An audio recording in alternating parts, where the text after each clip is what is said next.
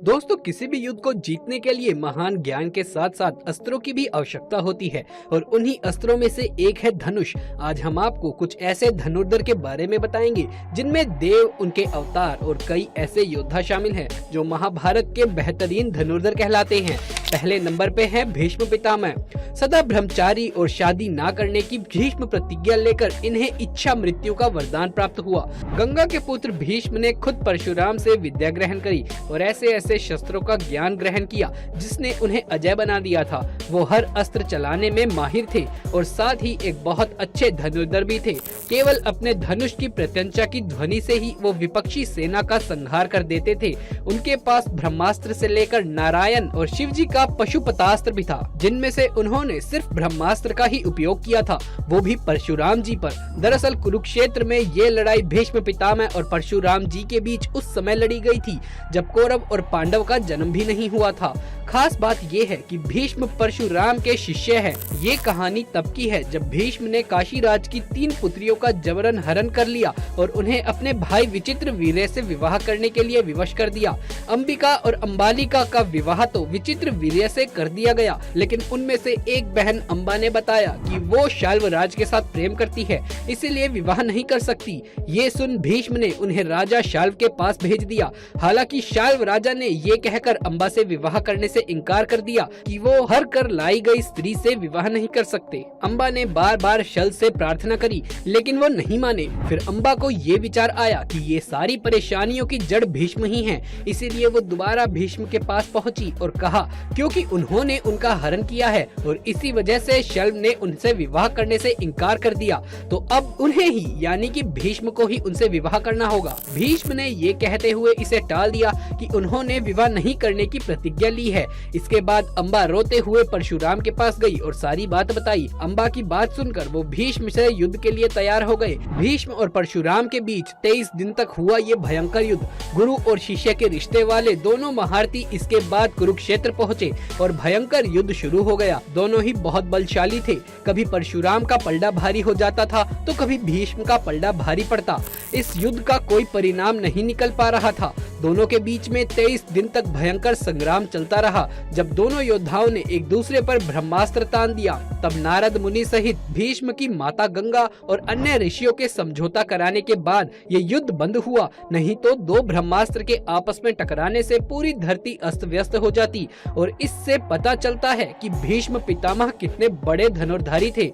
अब आगे बढ़ते हैं और बात करते हैं दूसरे बड़े धनुर्धर की, जो है अर्जुन। 5 पांडवों में से एक अर्जुन की धनुष विद्या भी जग प्रसिद्ध थी।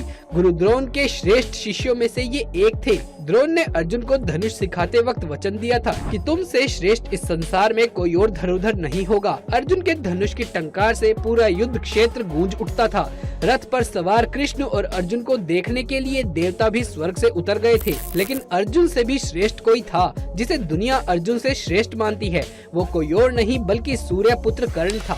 वैसे तो महाभारत काल में सैकड़ों योद्धा हुए हैं, लेकिन दोस्तों कहते हैं कि युद्ध में कर्ण जैसा कोई धनुर्धर नहीं था। कवच और कुंडल नहीं उतारवाते तो कर्ण को मार पाना असंभव था। कर्ण के अर्जुन और एकलव्य से श्रेष्ठ धनुर्धर होने के प्रमाण ये हैं कि उनके तीर में इतनी ताकत थी कि जब भी वो तीर चलाते थे और उनका तीर अर्जुन के रथ पर लग जाता था तो वो रथ पीछे कुछ दूरी पर खिसक जाता था। कृष्ण अर्जुन से कहते थे कि जिस रथ पर मैं और हनुमान जी विराजमान हैं, उसके इस तरीके से पीछे धकेले जाने से पता चलता है कि कर्ण की धनुर्विद्या में कितना बल है। खुद कृष्ण ने भी कई बार कर्ण की प्रशंसा की थी और उन्हें सर्वश्रेष्ठ कहा था।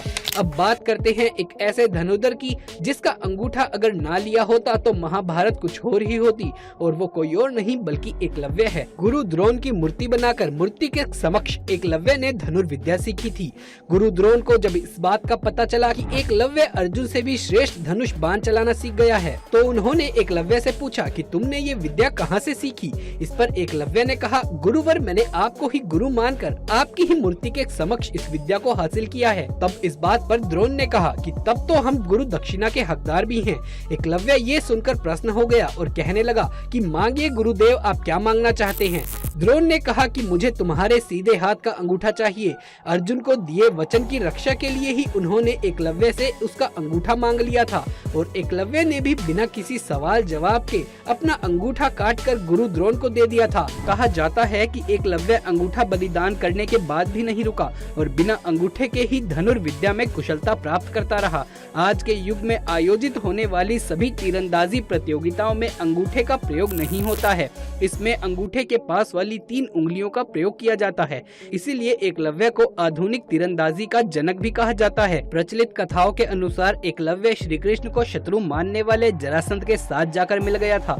जरासंध की सेना की तरफ से उसने मथुरा पर आक्रमण भी किया। एकलव्य ने यादव सेना के अधिकतर योद्धाओं को मार गिराया था। जब ये सूचना श्री कृष्ण के पास पहुंची तो वो युद्ध करने के लिए आ गए। श्री कृष्ण जानते थे अगर एकलव्य को नहीं मारा तो महाभारत युद्ध में वो कौरवों की ओर से लड़ेगा, जिससे पांडवों की परेशानियां बढ़ सकती हैं। जिसके बाद श्री कृष्ण और एकलव्य के बीच युद्ध हुआ, जिस दौरान एकलव्य श्री कृष्ण के हाथों मारा गया। अब बात करते हैं ऐसे धनुर्धर की जिसके बारे में कहा जाता है कि अगर ये अपने 3 बाणों का इस्तेमाल करते तो महाभारत को पल भर में ही खत्म कर सकते थे। जी हाँ दोस्तों, ये हैं बर्बरिक। महाभारत काल के सर्वश्रेष्ठ धनुर्धर में से एक बर्बरिक हैं। युद्ध के मैदान में भीमपुत्र बर्बरिक दोनों खेमों के मध्य बिंदु पर पीपल के वृक्ष के नीचे खड़े हो गए थे और ये घोषणा कर डाली कि मैं उस पक्ष की तरफ से लड़ूंगा जो हार रहा होगा। भीम के पौत्र बर्बरिक के समक्ष जब अर्जुन और भगवान श्री कृष्ण उसकी वीरता का चमत्कार देखने के लिए उपस्थित हुए, तब बर्बरिक ने अपनी वीरता का छोटा सा नमूना मात्र ही दिखाया। श्री कृष्ण ने कहा था कि इस वृक्ष के सारे पत्तों को अपने एक ही तीर से छेद के दिखाओ तो मैं मान जाऊंगा। बर्बरिक ने आज्ञा लेकर तीर को वृक्ष की ओर छोड़ दिया। जब तीर एक एक कर सारे पत्तों को छेदता हुआ आगे बढ़ रहा था, उसी दौरान एक पत्ता टूटकर नीचे गिर पड़ा। श्री कृष्ण ने उस पत्ते पर ये सोचकर अपना कदम रख दिया कि शायद ये पत्ता बच जाएगा, लेकिन सभी पत्तों को छेदता हुआ वो तीर श्री कृष्ण के पैरों के पास आकर रुक गया और श्री कृष्ण के पैरों के चक्कर लगाने लगा। तब बर्बरिक ने कहा कि प्रभु, आपके पैर के नीचे एक पत्ता दबा हुआ है, कृपया पैर हटा लीजिए, क्योंकि मैंने तीर को सिर्फ पत्तों को छेदने की ही आज्ञा दी है, आपके पैर को छेदने की नहीं। उसके इस चमत्कार को देखकर श्री कृष्ण चिंतित हो गए। भगवान श्री कृष्ण ये जानते थे कि बर्बरिक प्रतिज्ञावश हारने वाले का ही साथ देगा। अगर कौरव हारते हुए नजर आए तो फिर पांडवों के लिए संकट खड़ा हो जाएगा और जब पांडव बर्बरिक के सामने हारते नजर आएंगे तो फिर वो पांडवों का साथ देंगे। इस तरीके से वो दोनों ओर की सेनाओं को एक ही तीर से खत्म कर देंगे। बदले में श्री कृष्ण ने उनसे उनका मस्तक ही मांग लिया। बर्बरिक ने भी अपना मस्तक खुशी खुशी दे दिया, जिससे प्रसन्न होकर भगवान ने बर्बरिक को अपना नाम श्याम दे दिया। और आज भी दुनिया खाटू श्याम महाराज यानी बर्बरिक को हारे का सहारा कहकर पूजती है। तो दोस्तों, ये थी हमारी महाभारत के सबसे श्रेष्ठ धनुर्धर पर एक वीडियो। अगर ये वीडियो आपको पसंद आया हो तो इसे एक लाइक करके अपने दोस्तों और रिश्तेदारों में इसे ज्यादा से ज्यादा शेयर करें, ताकि सब तक ये जानकारी पहुंच सके। अगर आप भी खाटू श्याम महाराज जी के सच्चे भक्त हैं तो कमेंट बॉक्स में जय खाटू श्याम महाराज, जय श्री कृष्ण लिखना बिल्कुल भी ना भूलिएगा। आगे भी ऐसे वीडियोस देखते रहने के लिए हमारे चैनल को सब्सक्राइब करके पास वाले बेल आइकन को भी दबा लीजिए, जिससे अगले वीडियो की नोटिफिकेशन मिले आपको सबसे पहले। जल्द मुलाकात होगी आपसे किसी अगली वीडियो में, तब तक के लिए आप